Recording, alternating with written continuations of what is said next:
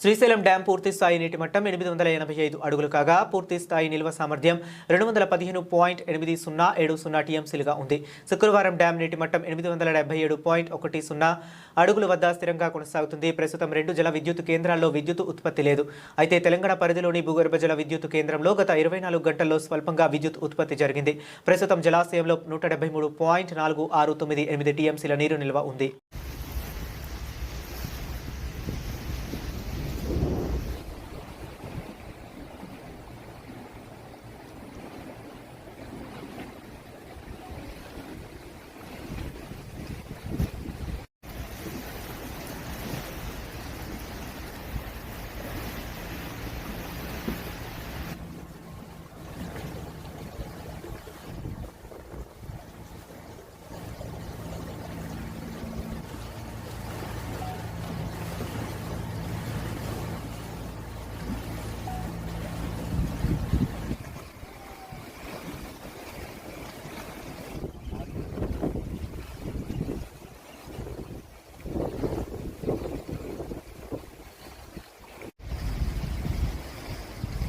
ಏನು ಮಾಡಿ